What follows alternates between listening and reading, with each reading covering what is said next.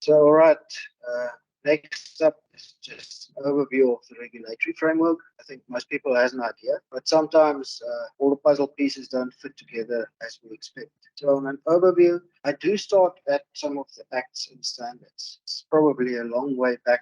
Most people don't look at that. Then some of the general rights and obligations of all parties. There's one slide on the licensing and registration. Yes, I think that is Marcus agreed to talk about that Schedule 2. So he's got more slides than what I have. Feasibility is also just a short one. The Electricity Regulation Act Section 34 determination and a few of the other requirements. So I've stolen one of my previous slides where we usually talk about how standards and specifications fit together, starting from company level all the way to international. And one of the key aspects here is that we can write all of these documents intercompany in any municipality as well. There are a lot of policies and specifications how to do certain things. So you're all aware of it. These things typically spill over up into the higher levels where they are required.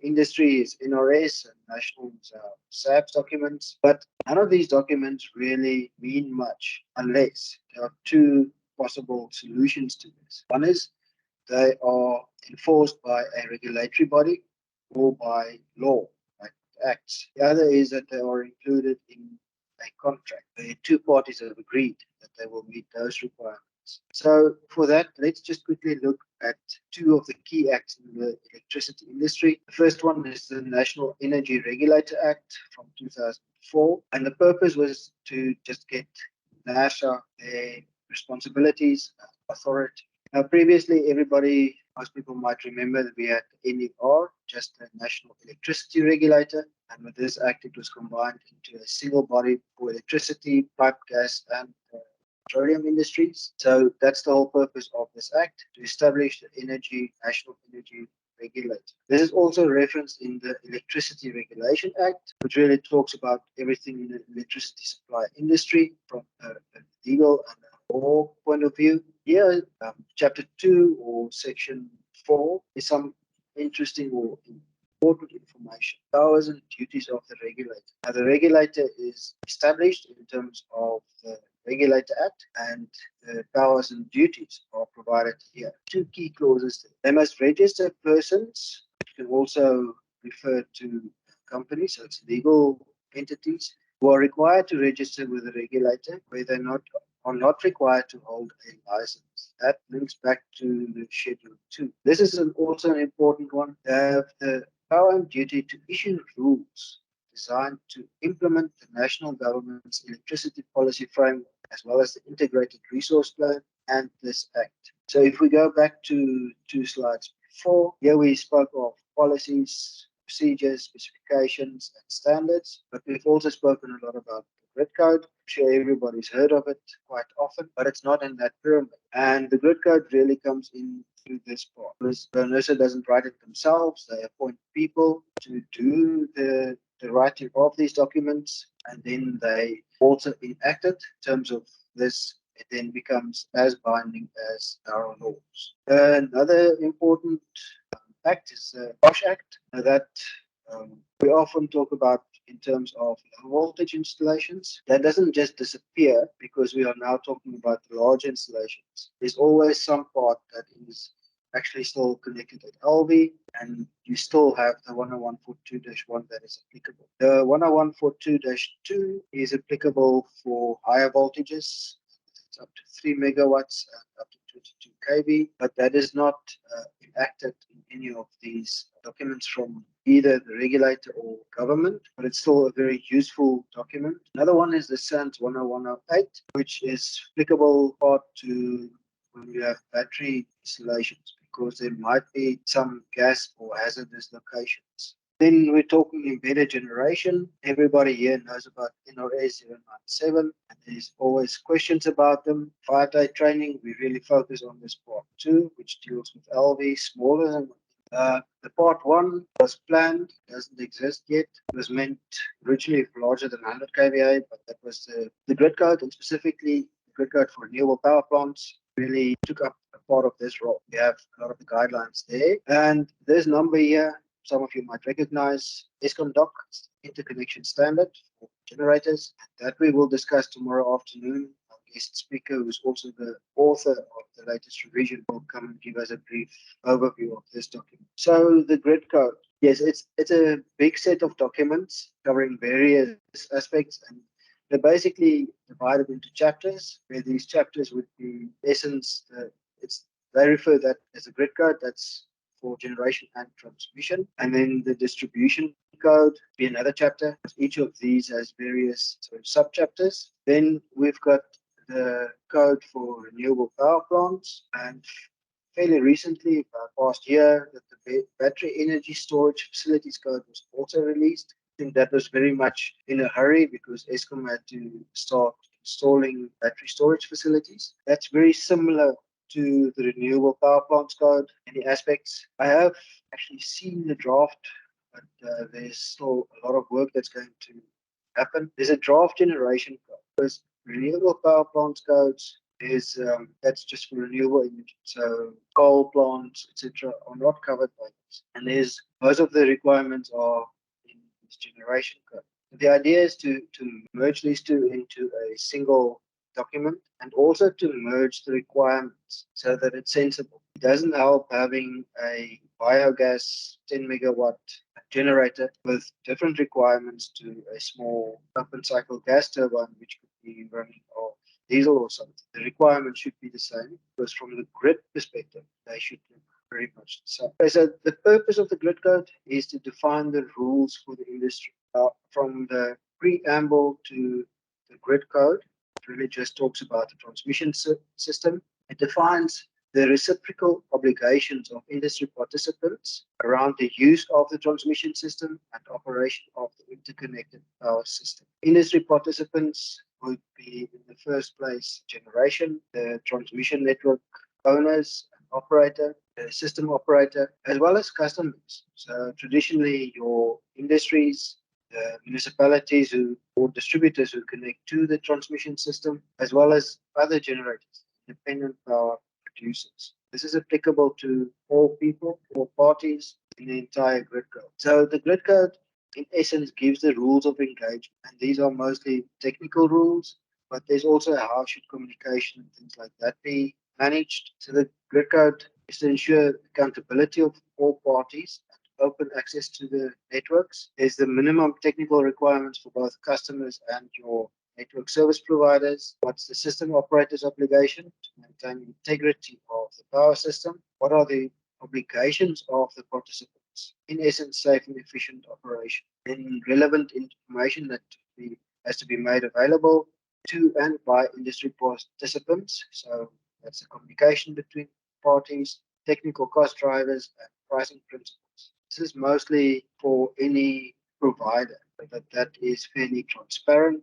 I think this would also apply to generators.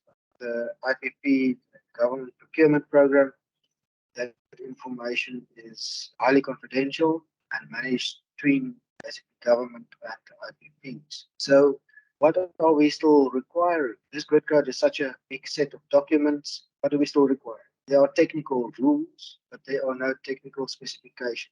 So we still need specifications and standards to make sure that everything operates together. So the rule would say, for instance, you have to anti-island within 2 seconds, but there's a specification that say, well, how are you going to determine whether it's an island condition? What devices do you need to disconnect? So that is just to highlight the difference between these sets of documents. Then a note on the grid code again, and that causes a lot of debate and unhappiness in the industry, is that when the grid codes were written, it was written in the first place for Eskom in this case, for the utilities. It was written with big utility scale installations, notably Eskom generation, which is mostly coal power. That was mostly the mindset.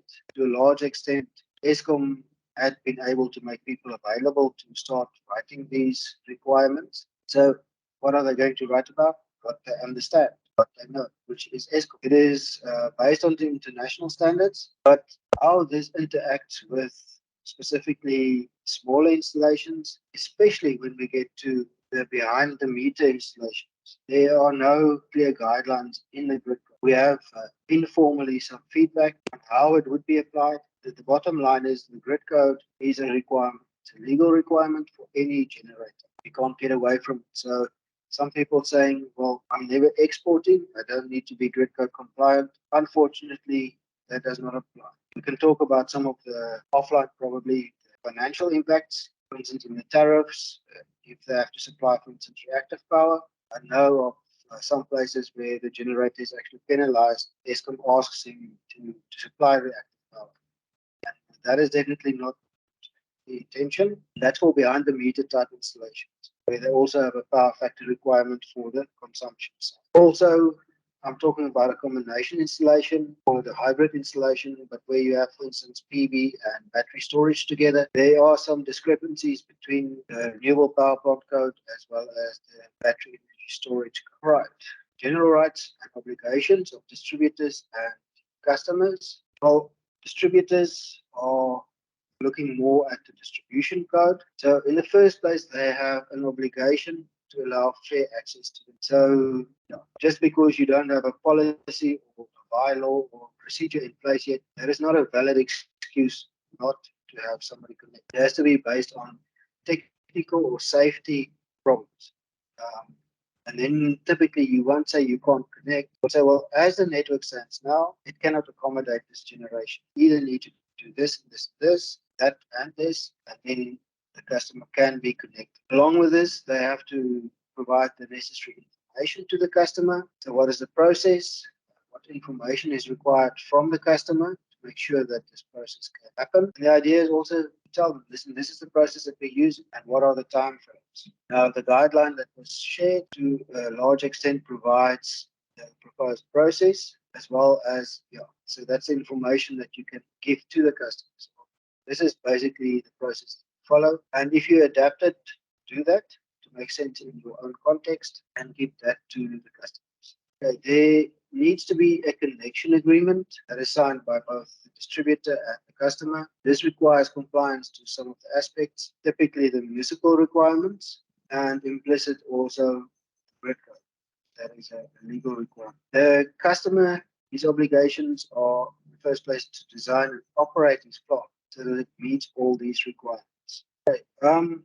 Mark, would you be available to jump in here about licensing and registration? Yes, let me cover Schedule 2 very quickly. So this is very quick because it's a small part of the overall picture, but I thought it'd be good for us just to touch on the current Schedule 2 and what the implications of Schedule 2 are. So Schedule 2 is it's considered to be the license exemption annex to the ERA. And recently it's been changing quite fast. You can see the various versions that have come out. In the last couple of years, we've had at least 5 versions. So if you're not entirely clear what the current version is, then hopefully this will provide you with a bit of guidance. So really what it has been doing increasingly is lowering the licensing threshold and lowering the registration threshold. Usually the licensing threshold was larger than the registration threshold. So you either needed to get a license from NERSA, or if it is a bit smaller, you needed to register with NERSA, which was still quite a demanding process, which would take many months. But those thresholds have been reduced as per what I will show you now. The net consumer interpretation of the Schedule 2 as a limitation has also been dropped. In other words, there's no, in the Schedule 2, there's no reason that a customer needs to, a prosumer needs to consume more from the network than they can put onto the network. And then just at the bottom to say that the wording in Schedule 2 is open to interpretation in places. And I struggled out to read it several times, this latest version, the 17th January version of Schedule 2, to get my own interpretation of what I thought was happening. And then the SALGA, Dr. Silas Mulatsi, and ourselves had a discussion around it, and SALGA organized a clarification meeting with DMRE to see what their interpretation was, because the wording was not very clear. So what I'm presenting here is based on what DMRE's interpretation and intention was with the Schedule 2. And Dr. Maladzi and ourselves have clarified that with DMRE, what our understanding is, and between us, what message we should put out, which is what I'm going to do here. So this is the summary. All embedded generators less than 100 kilowatts don't need to register and don't need a license. They don't need to go through any NERSA approval processes at all. Embedded generators greater than 100 kilowatts with self-consumption. So they can export. They need some self-consumption. They can export, but they cannot wheel. They don't need to register or license either. So any generator, any size with self-consumption that doesn't have a wheeling arrangement doesn't need to register or get a license. And all embedded generators greater than 100 kilowatts with wheeling arrangements, they need to register, but they don't need a license. So just a few points on that. Above applies whether embedded generator has storage or not. All embedded generation, irrespective of size, need to comply with all of the codes and distributor requirements, as well as other legislation. So Schedule 2 doesn't ease any of the requirements around complying with the codes. You still have the distributors still put down requirements which have to be complied with. Schedule 2 doesn't affect that at all. And then other legislation also applies, such as the MFMA, which I will come to in a second. And then the distributor needs to keep a record of all systems as well, as per normal. And that needs to be reported on. I think it's on an annual basis to NERSA. And in terms of municipal owned generation, DMRE indicated that in that case, own generation or own procured generation, if municipality enters into a power purchase agreement with an IPP, that needs to go through the new generation regulations according to DMRE. Legal opinions disagree and say that the wording in the new generation regulations and other documents don't imply that, but DMRE feels that that is the case. Okay, quickly some examples. So if you have a 4 megawatt solar generator on a mall roof, largely for self-consumption, they don't need registration or license, even if they export at times. If it's a 5 megawatt pure generator, and by that I mean there's no self-consumption and wheels all of its power, then registration is required. But then there's a little gray area. What about a generator larger than 100 kilowatts? Because remember, under 100 kilowatts doesn't need anything, registration or license.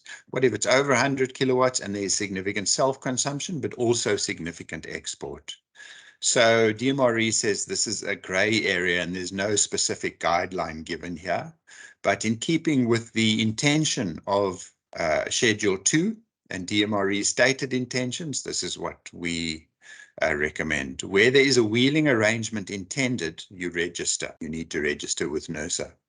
Where all exports will be credited by the distributor, the export credit tariff, export tariff, but there's no wheeling arrangements entered into, registration is not necessary. So this is really around the, well, first let me cover this last point. Note the MFMA constrains the export credits that can be paid out and therefore the kilowatt hours that are likely to be exported.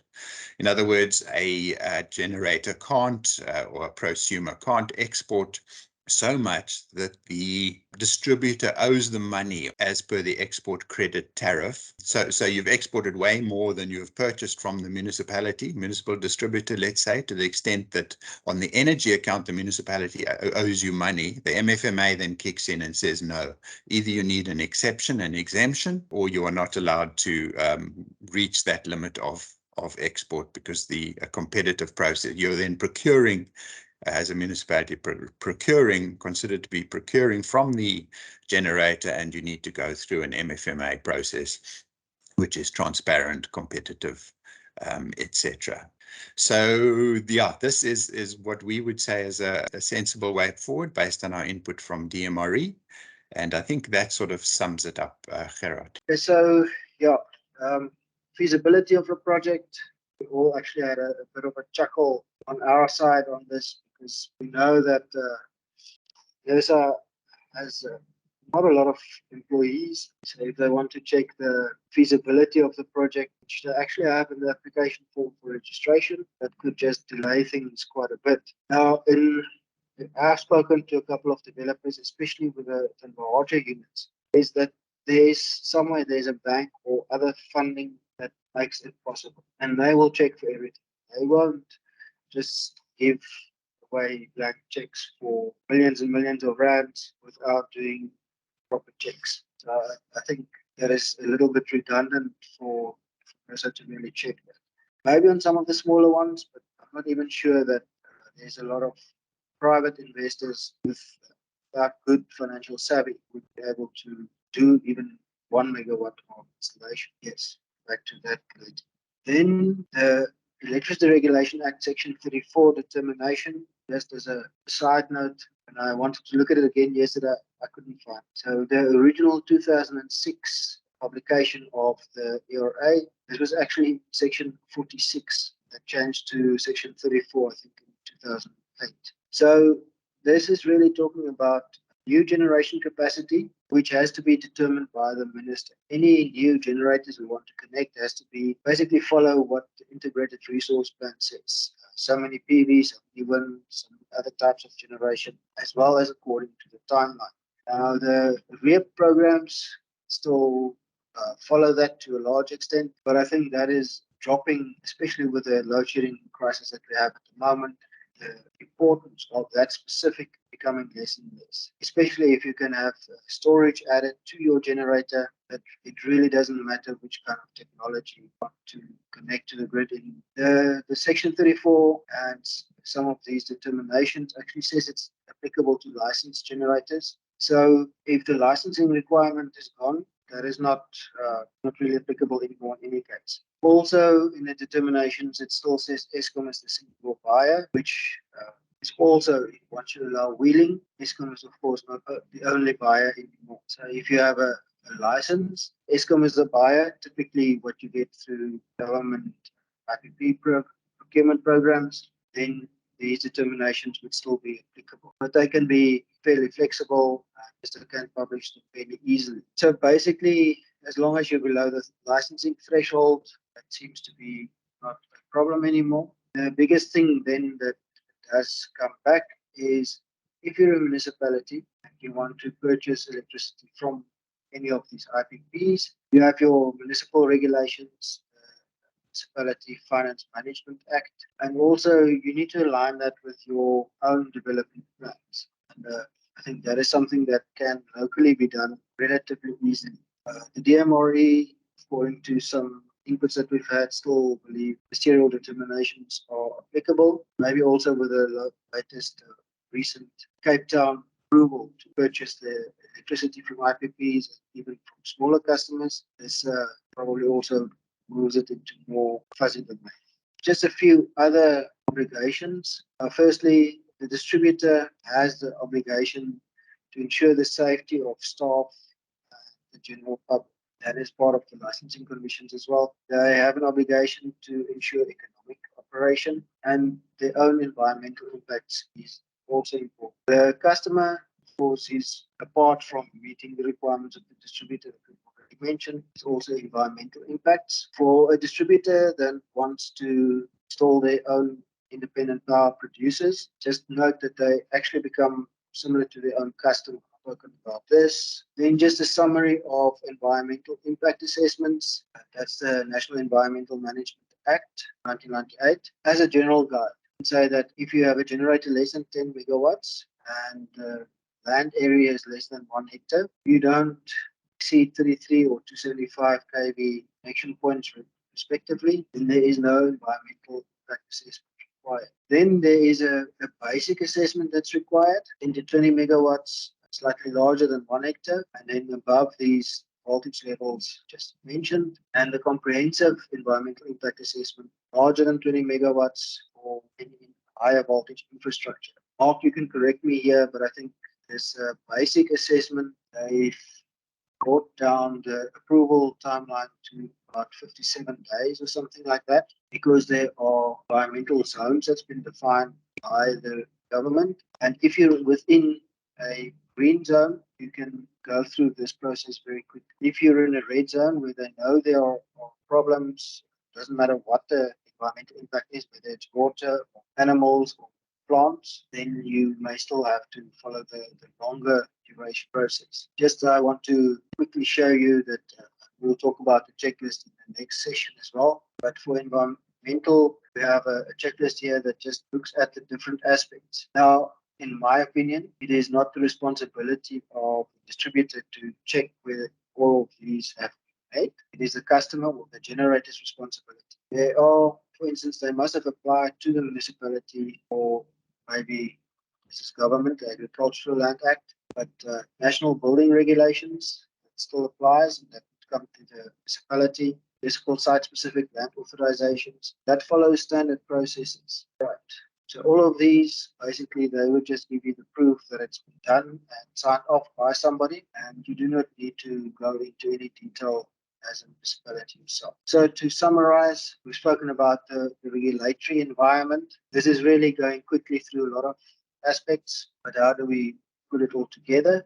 The grid code regulates participation to the electricity supply industry, gains its authority from different acts. In renewable energy dependent power producers procurement program, that seems to still require the municipal ministerial determination. And we've talked about some of the obligations, safety, economic, and environment, both from distributor and the customers. Thank you very much.